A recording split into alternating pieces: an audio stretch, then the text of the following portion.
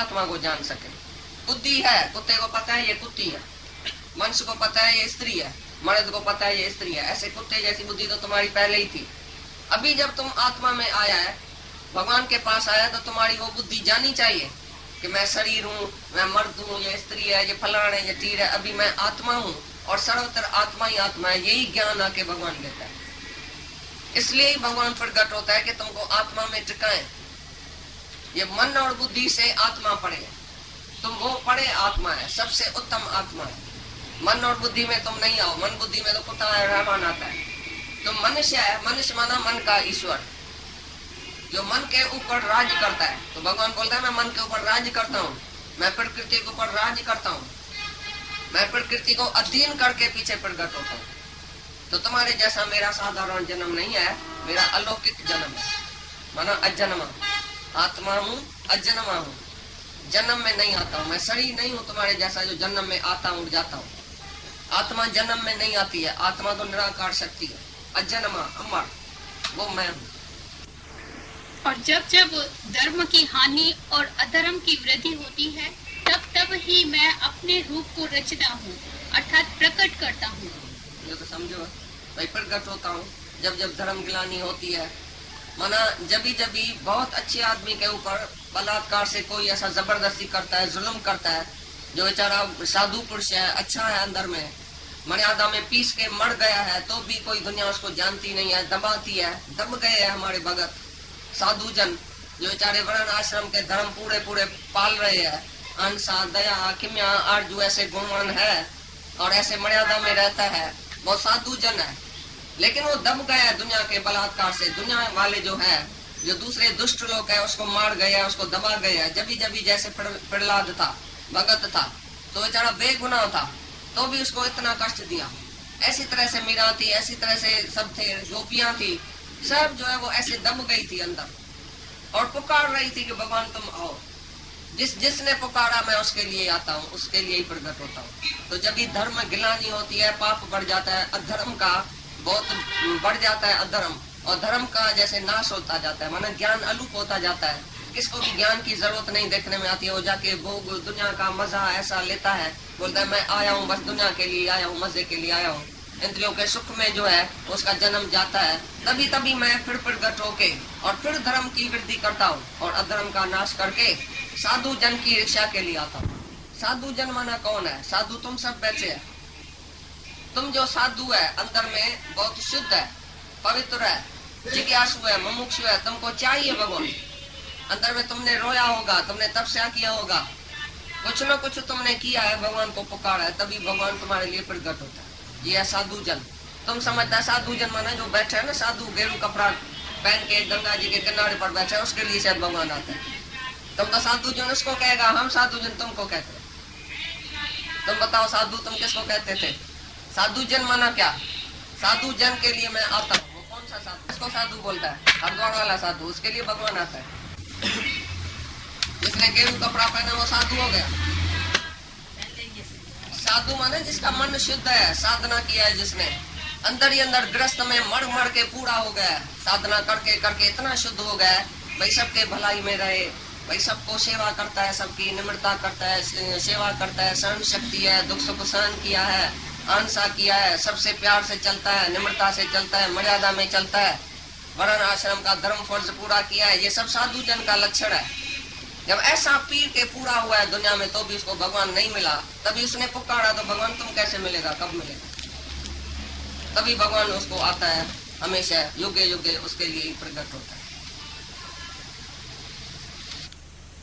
बन जाती है भक्तों के संकल्प से ही उसकी जैसे प्रारब्ध बन जाती है, जिसको प्रारब्ध कहा नहीं जाता है। भगवान से प्रारब्ध लागू नहीं है। भगवान माना लीला, वो लीला करके जाता है, लेकिन वो प्रारब्ध अनुसार नहीं आता है। प्रारब्ध अनुसार माना प्रारब्ध के वश में हो गया। भगवान को कोई प्रारब्ध ऐसा वश में नहीं कर सकती है। तो भक्तों के संकल्प में ही उसकी जीवन चलती है।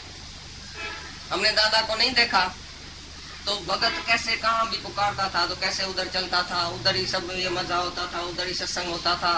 कोई कौन सा सवाल पूछता था, कोई कैसे मुक्त हुआ, वो कैसे मुक्त हुआ, फलानी रानी मुक्त हुई, फलाना राजा मुक्त हुआ, कभी ऐसे ही हुआ ना। तो ये भक्तों के उद्धार के लिए ही वो लीला करता है, वो जहाँ तहाँ पहुंच जाता है। जैसे जैसे वो पुकारता है वो उसकी मदद करता है, अंदर ही अंदर उसको शक्ति देता है, निर्बलों को शक्ति देता है, बल देता है, नेताओं को तान देता है। ऐसी तरह से जो जो अंदर में जिस भाव से पुकारता है वो भाव पूरा करके और लीला करके जाता है, बाकी उसकी कोई प्रारब्ध नहीं है। स्नान करती है, वो कपड़ा लेके गया, वो ऐसा किया, उसने ऐसा किया, खाली सारा दिन उसके कर्म में जाता था कृष्ण के, लेकिन उसकी लीला को कोई नहीं पहचानता है। भाई कैसे उसका उद्धार किया रुक्मणी का वो नहीं जानेगा, लेकिन पराई स्त्री को भगा के आया। बस मैं भी अभी आजकल जो है लव मैरिज में भगा के जाता हूँ, जाके सिविल मैरिज करता हूँ कोर्ट में, क्योंकि भगवान ने भी भगाया, मैं भी भगाता हूँ। प्लीज करता है सब, लेकिन उसके अंदर को नहीं जानता है कि ब्रह्म ज्ञानी का एक एक कर्म ज्ञान सहित है, अलौकिक का है। तुम्हारे जैसा नहीं है, वो किसी की स्त्री के पीछे नहीं पड़ा था, स्त्री उसके शरण आई थी, मैं तेरे शरण आई हूँ, मेरे को ये विकारी जीव लेके जाएगा, शादी करके मेरी सत्यानाश हो जाएगी, तुम निर्विकारी परमात्मा है, मैं तुम्हारी शरण में रहूंगी तो मेरा उद्धार हो जाएगा, इसके लिए तुम कैसे भी मेरे को लेके जाओ। वो चिट्ठी किसने नहीं देखी कि वो छिपा के लिखी थी लड़की ने, और बाहर से भगवान का कर्म सबने देखा। तो भगवान किसी कर्म का कर्ता थोड़ी है, उसको तुम कर्ता मानते हैं तो तुम पाप करते हैं।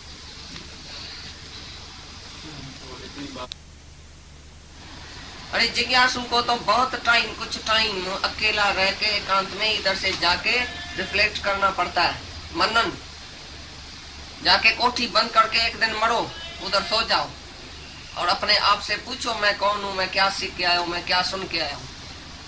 इधर से जाएगा और दुनिया का काम जाके करेगा। एक हफ्ता भी तुमको फ्री नहीं है राजा परिषद की तरह, जो गंगा जी के किनारे पर हम और तुम बैठे, तो तुम मर जाओ, उधर ही खलास हो जाओ। नहीं तुमको टाइम है, नहीं तुम्हारे वाले को टाइम है, तुमको छोड़ेगा। तुम्हारे वाला जो है वो भी तुमको नहीं छोड़ेगा एक हफ्ता, और तुम्हारा मन भी नहीं छूटेगा उसी से, मन ही बांधा पड़ा है।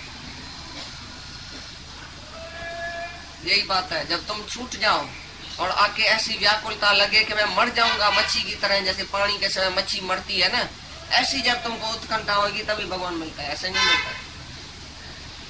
हमने भी एक बार सोचा था मैं आपघात करके आज मरूंगा, अंदर एक दिन जो रो के असल मर गया, भाई मेरे को आज जरूर चाहिए वो बात, जो मेरे को चाहिए वो मिलनी चाहिए।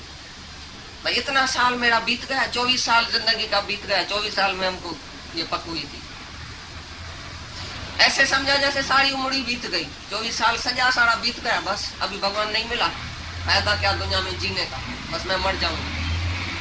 ऐसा ख्याल आया अंदर में आपघात करने का, इतना दुखी हुआ मैं, भाई भगवान नहीं मिला, बाकी जिंदगी में जीने का मतलब ही क्या है, काय के लिए जीऊं, जिस बात के लिए मैं रास्ते में जा रही हूँ उसको मंजिल आनी चाहिए ना जल्दी। तो मन से पूछा तुमको चाहिए क्या, दुनिया चाहिए या भगवान चाहिए, एक बाजू हो जाओ, दुनिया चाहिए तो तुमको भगवान नहीं मिलेगा, ऐसा अपने से पूछा। तभी उसी दिन मेरे अंदर में जैसे साक्षात्कार हो गया, अंदर से ही भगवान आके, भगवान को आके पड़ी, तो ये जो आपघात करके छोड़ेगा तो ये काम कैसे चलेगा, तुमको बचाने के लिए ऐसा अंदर से ही विचार आया, जैसे शांति आ गई, पीस ऑफ माइंड आ गई। दूसरे दिन जैसे हम नया जीवन, सुबह को उठा जैसे नया जन्म लिया, भाई मैं कल वाला था ही नहीं। तो एक गुरु को भी शिष्य के रोज बोलता था, साईं हमको तो आत्म साक्षात्कार होता ही नहीं है, होता ही नहीं है। तो उसको क्या किया, समुद्र में जाके ऐसा टुटकी लगाई, अंदर ऐसा घुसा के उसको खड़ा कर दिया। वो बोलने गुरुजी मेरे को निकालो, मैं तो मुआ एक श्वास नहीं उठा सकता हूँ। बोला ऐसी उत्कंठा जब होगी ना, एक श्वास नहीं उठा सकेगा, तभी तुमको भगवान मिलेगा। ये बोले माया कितनी प्रबल है। हाँ, और फिर पहले चला था कि कई रूप आकर्षण शक्ति है उसमें, जो माया में बैठ नहीं सकते हैं, जलते थे माया में बैठते थे। एक बार खाली हम सहेली के पास गए ज्ञान के बाद, वो ज्ञान अज्ञान की बात करने लगी, जैसे अज्ञान में बातें होती है। मैंने समझा आग लग रही है मेरे, 5 मिनट में उसके साथ नहीं बैठ सकती, सहेलियों के साथ सिनेमा में नहीं जा सकती हूँ, शादियों में नहीं जा सकती हूँ, किसी अज्ञानी के पास बैठ नहीं सकती हूँ, पता नहीं क्या हो गया, आग लग गई। भाई चलो चलो सत्संग में, ये भी टाइम गया, ये भी टाइम गया, ये भी टाइम गया, भागो भागो, जैसे आग लगती है ना, ऐसे आग लगती है जिज्ञासु को। ऐसा जब भी गुरु आता है तो गुरु में इतनी आकर्षण शक्ति है जो हम माया में बैठ नहीं सकते। जिस दिन तुमको ऐसी आग लगे माया में, तभी समझो तुमको जिज्ञासा उत्पन्न हुई है भगवान के लिए। जब तक तुमको माया पसंद है, बेटा पसंद है, बेटी पसंद है, उसके साथ बैठना, खाना पीना, मौज करना पसंद है, एक भी रस है दुनिया का, विषय का, तब तक भगवान नहीं। सब विषय जब भी जहर समान लगे, तुम ऐसा समझो मैं जैसे जहर पी रहा हूं दुनिया में, ऐसा दुनिया में तुमको व्याकुलता महसूस होए, तभी तुम समझो कि मैं जिज्ञासु हूं। अभी जिज्ञासा उत्पन्न हुई है भगवान के लिए। जब तुमको सब मीठा लगता है, माया भी मीठी लगती है, दुनिया भी मीठी लगती है, थोड़ा थोड़ा भगवान मीठा लगता है, 20% इधर तो 80% उधर। अब जब 100% प्यार करेगा भगवान को, उधर 0 भी नहीं रहे।